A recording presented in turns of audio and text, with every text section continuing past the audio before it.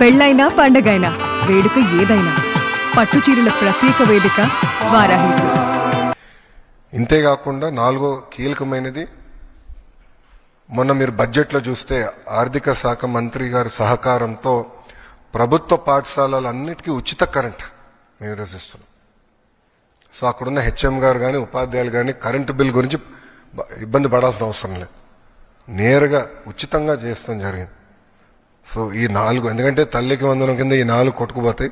అట్లా కాకుండా చాలా కీలకమైన డబ్బులు ఇస్తామే కాదు, పిల్లల్ని బాగా చదివించాలన్న బాధ్యత మేము తీసుకున్నాం. మీరు చూస్తే అసెంబ్లీలో నేను గ్యారంటీడ్ ఎఫ్ఎల్ఎన్, భారతదేశంలో ఏ రాష్ట్రం అలాంటి నిర్ణయం తీసుకోలే, మేము తీసుకున్నాం. We will guarantee FLN.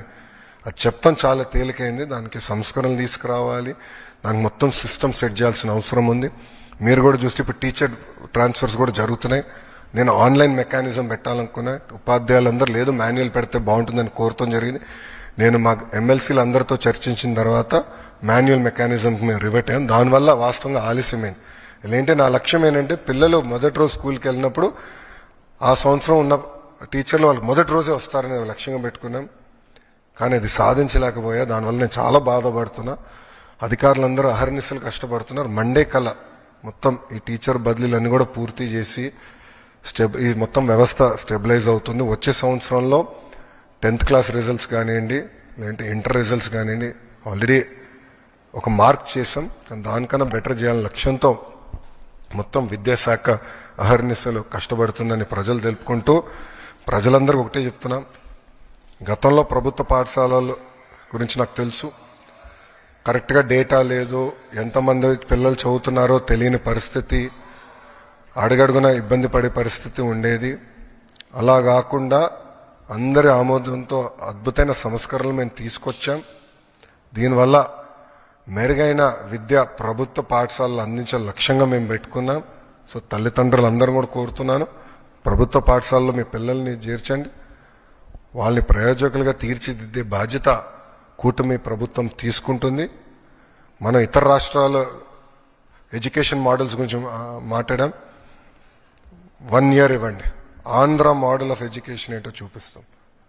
మొత్తం డిపార్ట్మెంట్ కమిటెడ్గా మేము పనిచేస్తున్నాం. మీరు టెక్స్ట్ బుక్స్ చూడండి.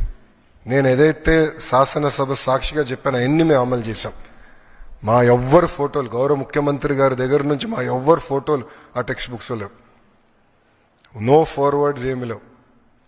బ్యాగ్ బరువు తగ్గించేదాన్ని కూడా ఏకంగా అన్ని సబ్జెక్ట్స్ కలిపి ఎప్పుడు ఏ సబ్జెక్ట్ అందించాలో అట్లా అందిస్తున్నాం. సో ఎక్కువ బ్యాగ్ బరువు కూడా ఉండకూడదు. అట్లా చాలా సీరియస్గా ఆలోచించి సంస్కరణలు తీసుకొచ్చి, అందుకే ప్రజలందరూ కూడా కోరుతున్నా, మీ పిల్లల్ని ప్రభుత్వ పాఠశాలలో చేర్పించాలని నేను సభాముఖంగా కోరుతాం జరుగుతుంది. సో ఇప్పుడు మీడియా మిత్రులకి ఏమైనా ప్రశ్న ఉంటే సమాధానం చెప్పడానికి సిద్ధంగా.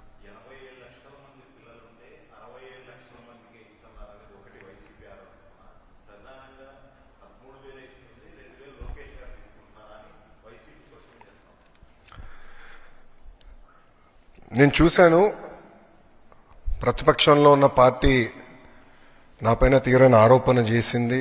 వాళ్ళు అధికారికంగా ట్వీట్ పెట్టారు. వాళ్ళకి నేను 24 గంటలు సమయం ఇస్తున్నా. 2,000 రూపాయలు నా బ్యాంక్ అకౌంట్కి వచ్చింది, నా జోబులోకి వచ్చిందని వాళ్ళు అంటున్నారు కనుక నిరూపించండి, లేదంటే ఆ స్టేట్మెంట్ విత్డ్రా చేయండి. ఈ రెండు చేయకపోతే చాలా తీవ్రమైన పరిణామాలు ఉంటాయి. లీగల్గా నేను దీనిపైన ముందరికి వెళ్ళాలని నిర్ణయించుకుంటాం జరిగింది.